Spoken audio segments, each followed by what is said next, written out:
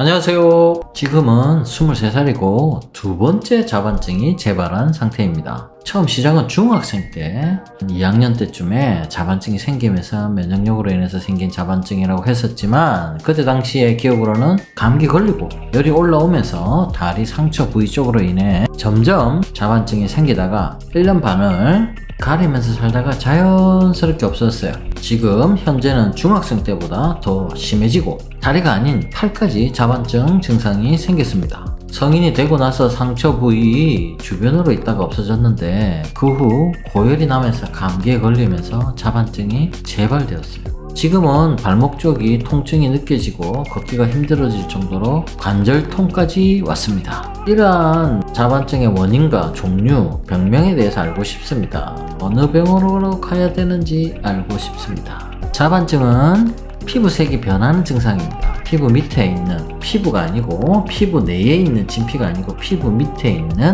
혈관에 그러한 혈관이 터져서 출혈이 발생한 겁니다. 그러한 출혈로 피부색이 변하게 된 것입니다. 자반증은 붉은색 또는 보라색으로 변할 수 있으며 고춧가루 뿌린 듯한 반점이 대표적인 증상입니다. 자반증은 면역 문제로 발생하는 질환이기 때문에 염증 치료만 하면 재발 가능성이 높아집니다.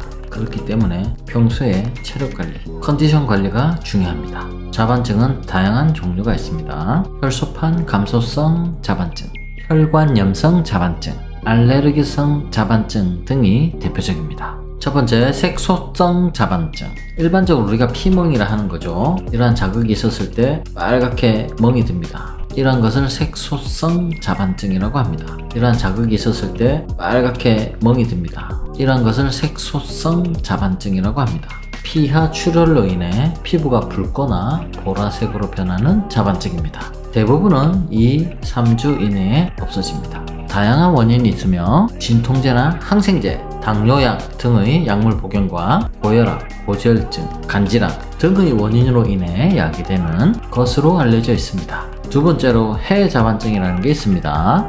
다리에 고춧가루를 뿌려놓은 것 같은 붉은 반점이 나타나며 복통과 관절통, 혈뇨 등의 증상이 동반됩니다. 면역 문제로 발생하는 질환입니다. 해 자반증은 알레르기성 자반증으로 혈소판 비감소성 자반증입니다. 모든 연령대에서 발생할 수 있으며 주로 소아에게서 나타납니다. 피부에 보라색 반점, 붉은 반점, 색소 침착 등 발진이 나타나며 얼룩덜룩한 반점이 나타나기도 합니다. 깨알처럼 촘촘하게 나타나기도 합니다. 대부분의 모양은 비대칭적이고 시간이 지나면서 점점 확대하는 경향이 있습니다. 주로 팔, 다리에서 시작하는데 발목에서 시작해서 복부까지 이어지는 형태로 진행됩니다. 세 번째로 특발성 혈소판 감소 자반증이 있습니다. 피부에는 붉은 반점이 나타나고 혈소판 수치는 감소하는 질환입니다. 면역 체계의 문제와 관련이 있습니다. 특발성 혈소판 감소성 자반증은 면역 기전에 의해서 혈소판이 파괴되면서 혈소판 감소증 및 출혈 경향을 나타냅니다. 자가항체 및 기타 면역 기전에 의해서 혈소판 감소증과 출혈 경향이 현저히 증가되는 소견을 보입니다. 대부분의 경우에는 뚜렷한 원인을 알지 못하여 특발성 혈소판 감소성 자반증이라고 부르지만 최근에는 자가 면역 기전이 중요한 역할을 하는 것으로 알려지고 있습니다. 그래서 면역 혈소판 감소성 자반증이라고 합니다. 이러한 자반증은 급성이냐 만성이냐 이렇게 나눌 수 있는데 6개월 이내이면 급성, 6개월 이상이면 만성으로 나누기도 합니다. 소아에게서 상기도의 급성 바이러스성 감염 진화를 앓고 난 이후에 갑자기 나타나고 대부분은 특별한 치료 없이 저절로 회복됩니다. 만성 특발성 혈소판 감소성 자반증은 성인에게서 서서히 발생하며 6개월 이상 지속되는데 자연 회복되는 경우는 드물어서 특별한 치료가 필요합니다. 자반증의 생활관리에 대해서 말씀드리겠습니다. 첫 번째는 절대안정. 자반증은 주로 하지에서 시작해서 몸통, 상지로 이어지기 때문에 따라서 오래 서 있거나 오래 앉아 있거나 하지에 부하가 많이 발생하는 그러한 동작을 금해야 합니다.